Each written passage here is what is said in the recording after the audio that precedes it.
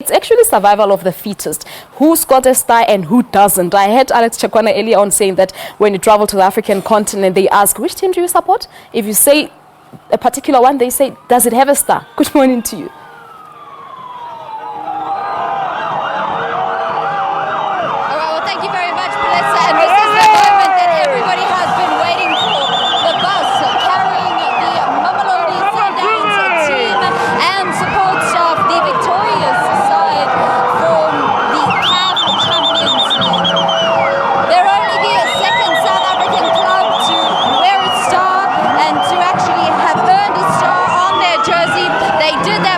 Of beating Zamalek 3-1 over 2 legs, and this is what people have been queuing since 5 o'clock this morning to actually see. Earlier on we had the dignitaries, Minister of Sports and Recreation Fikile Mbalula arriving, Minister of Communications Faith Mutambu. We also had the MEC for Sports and Arts, Culture and Recreation from Gauteng, Faith Mazibuko. She also arrived. Patrice Mitsepe, the president of the Mamelodi Sundowns Club, along with his wife, Dr. Precious Mitsepe, a host of dignitaries that we've had the honor of speaking to this morning, including the chairman of the PSL and owner and president of Kaizer Chiefs, Dr. Ivan Koza, as well as SABC president, Dr. Danny Jordan.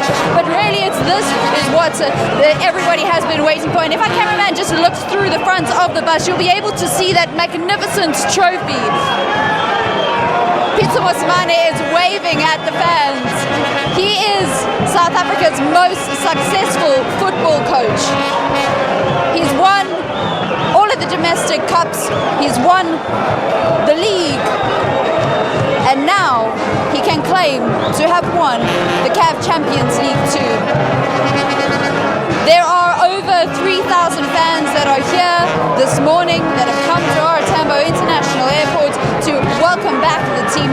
We've been able to bring you this broadcast live here on Morning Live with the help of 4 different cameras, and it's really been wonderful to see how fans from all over South Africa have come together and supported Mamelodi Sundowns. Even here at the airport a little earlier on, we had Chumbi United fans, we had SuperSport United fans, Kaizer Chiefs fans, Orlando Pirates fans, all of these fans, and coming together just to say congratulations to football. And that's the thing about sports, it's a great leveler, because when you're on the sports field, it doesn't matter where you're from, who you are, everybody is equal on the field of play. And also when it comes to support and representing your nation, it's exactly the same. It brings everybody together.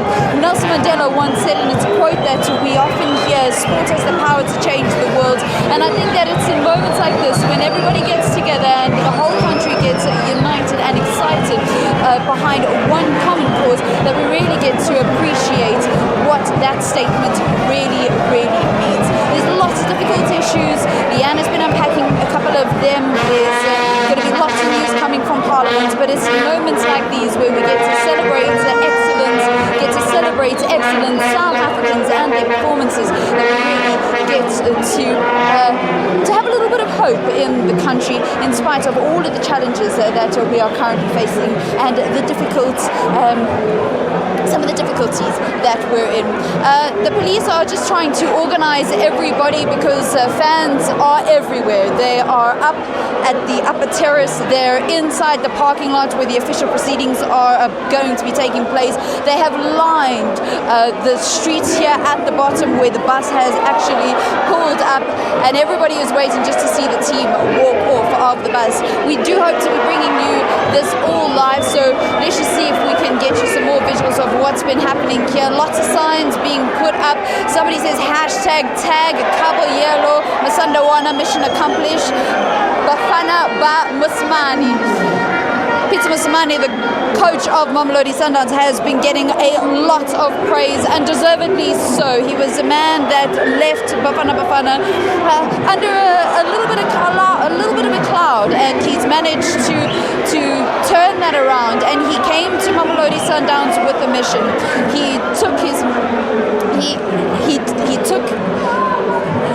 executed his plans. He planned that they wanted to win the CAF Champions League. He was unapologetic about stating that that was his mission with the team.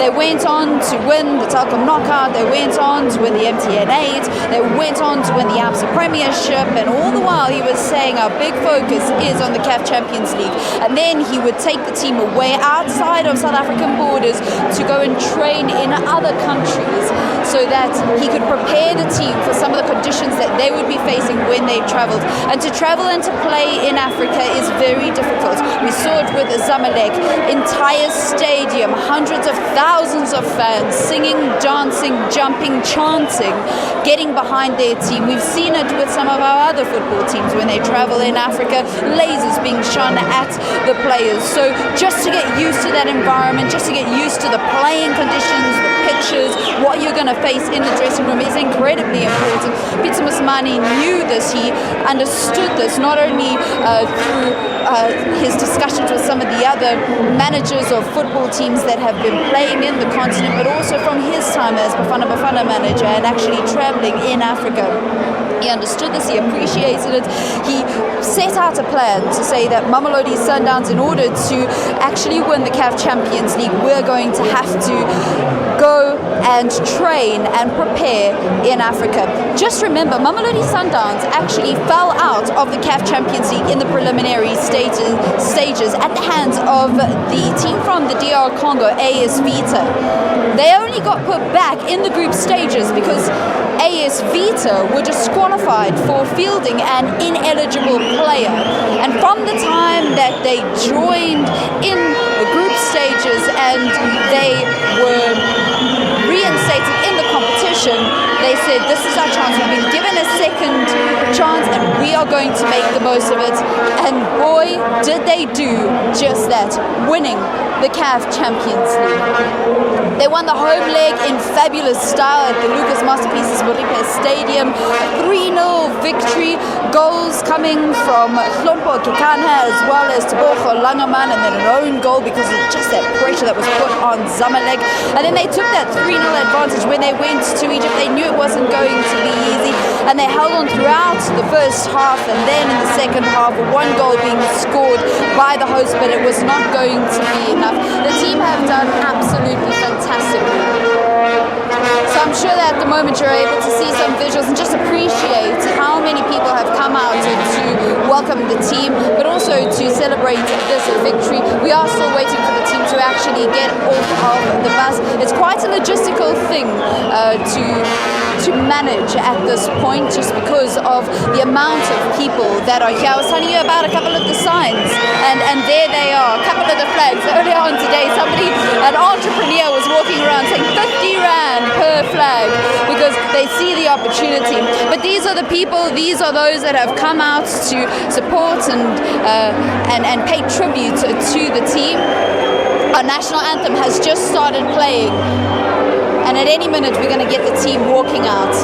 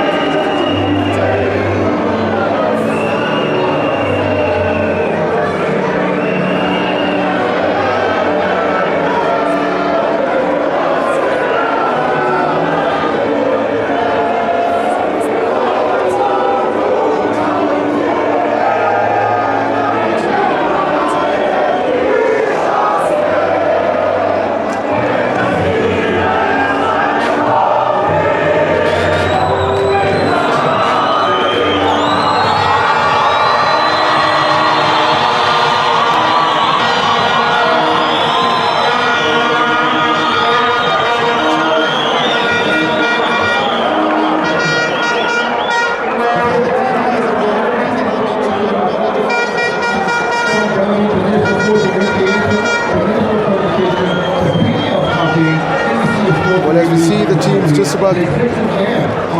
As you see the team's just about to come out the bus there. Thank you very much for staying with us right here on SABC News channel as well as Morning Live. We've just had the national anthem being sung. The players are just about to walk off. We saw the mayor of Uruguay, the premier of the province, as well as sports minister, Mr. Phil Mbalula. I'm going to chat to a gentleman that traveled with the team out to Egypt, Vele Mbuli, SABC News reporter. Vele, as we're looking at the players just about to disembark, you're with them, you've just landed. I know you're tired, but that is what it's all about, your experiences of this team. And what did it mean being out there and knowing that South Africa could have this World Cup for you guys?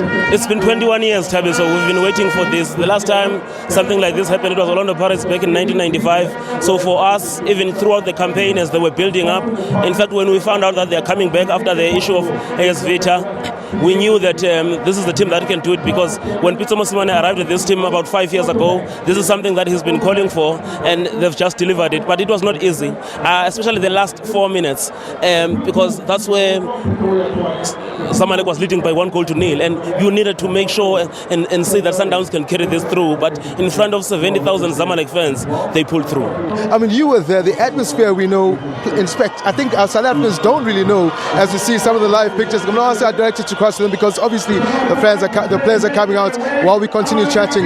We don't know what it's like being out there, having 80,000 fans totally against you, and you guys being a contingent of 100 or so fans. It meant a lot to these players.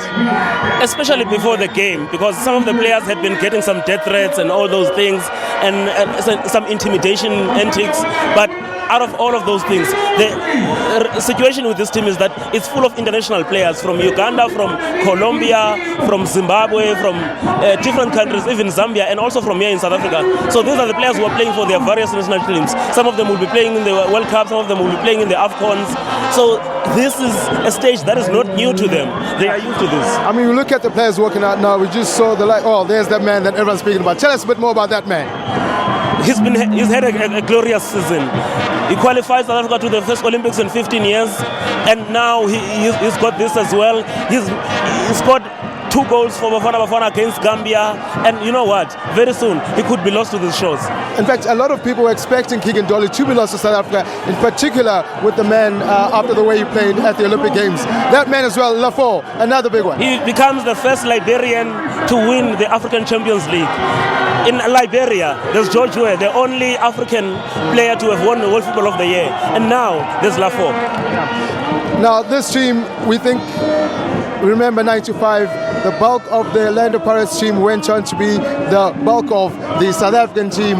What do we expect from this team? What will be lost to South Africa if some of these guys go overseas? Remember, there's the FIFA Club World Cup coming up in Japan in December. And there's a possibility of them going all the way to even meet Real Madrid in the final. So if you look at that, Tabiso, the stage is up there for South African football. And it's for the first time a South African football club will be playing in the FIFA Club World Cup. So for Sundowns, the sky is the limit. Unfortunately, well, in fact, fortunately, that's their mantra as well, the sky's the limit. Now, Vela, overall, as we look at the players settle down, meeting the dignitaries as well, what does South Africa take out of this? What does the Premier Soccer League take out of this as a scribe? I mean, we as journalists, we always talk about, and sometimes when the teams do bad, we say they do bad. What do we say now as media, having seen what this team has pulled off? If you remember in 95, when Orlando Pirates pulled off that African Champions League gold medal, a few months later, Bafana went on to win the AFCON. And now this is on the back of a failed AFCON qualification campaign. And we've just started the World Cup qualification campaign. In 2 weeks' time, or in 2.5 weeks' time, we're playing Senegal.